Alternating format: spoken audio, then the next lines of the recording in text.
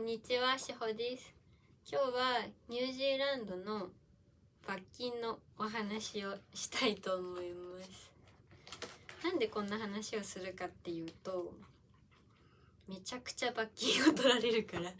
もうこれはニュージーあるあるだと思うんですけど、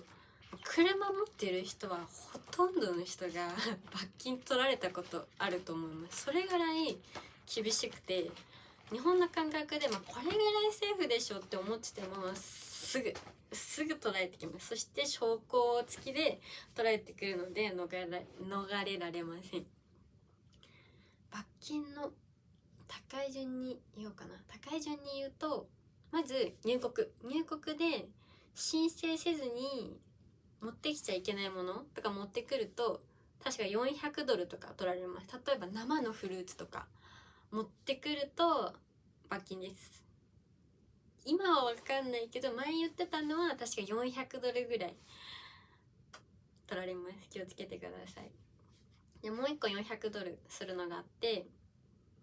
車中泊です。前まで$200だったんですけど、気づいたら値上がりしてて、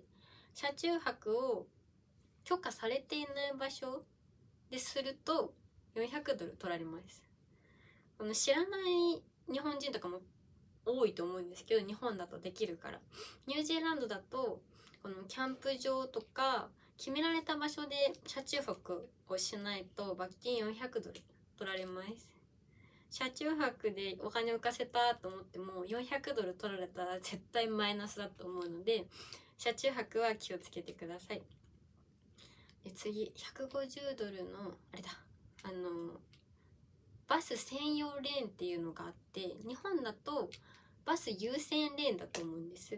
けど、ニュージーランドだとバス専用なので、そこを通ったら$150罰金です。しかも写真付きで、もう言い逃れができないですよね。でバスレーンって多分左折レーンでもあるんですよ。だから左折の直前でこの左折レーンが始まるんですけど、それより前でそのレーンに入ってるとバス専用レーンだから、そこで罰金を取られるので、都市部に住んでる人、オークランドとかクライストチャーチに住む予定の人は気をつけてください。次、高いのスピードかな。速度違反は何キロ速度超過をしたかによって値段が変わってくるんですけど、カメラでもやってるし、あと私も捕まったんですけど、私捕まった時は警察が前から来て「お前だー」ってされて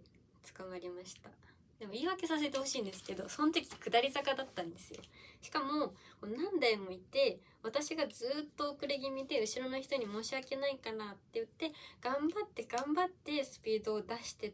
て、坂はスピード出るからわーいと思ってたら警察が来て捕まりました。その時は10キロから20キロっていう範囲だったので$80払いました。確か20キロオーバーになると$200以上かかるので、速度超過は気をつけてください。時速30キロ制限のとことかあるので、そこで速度ちゃんと落としてないと取られます。気をつけるべきなのが、ニュージーって基本100キロ道路で、街に入ると時速50キロになるんですけど、急に100から50には落とせないから、やばい落とさなきゃってなって、のんびり落としてると100と50の切り替えここだとして100で走ってて、徐々に落として、この切り替えの線を過ぎてまだ70キロで徐々に50キロってしていくと、この50になるここの区間でお金を取ってきます。だからニュージーは許してくれません。これぐらいいいでしょうは許してくれないので、50キロなら50キロのラインの手前で50キロ、もう45キロ40キロにして通過しないと罰金を取られるので、そこは気をつけてください。あと一番取られやすいのが駐車違反です。ニュージーランドってなんていうんだっけ、縦10列駐車が基本なんですけど、その看板で120分制限とかあるんですよ。それでちょっとでも過ぎようもんならこの気づいたらワイパーのとこに紙貼られてます。私は7分かな、7分超過で20ドル取られてました。しかもその時私は120分ごとに車を動かすぞって思ってて、図書室にいたから集中しちゃって、あ、やばい、今ちょうど120分経った、動かさなきゃって思っていったらもう貼られてました。あとスーパーとかも4時間制限とかあるので、そういうところも気をつけないとカメラが見てて後から請求とかも来るので気をつけてください。あと路中の方向も決まってて、こう車こう向くなら進行方向向きに路中しないと違反で、反対向きにこう止めると違反で、それも罰金取られます。もうロードトリップしてるとかなり違反取られる可能性があるので気をつけながら運転してください。今日の動画は以上です。ありがとうございました。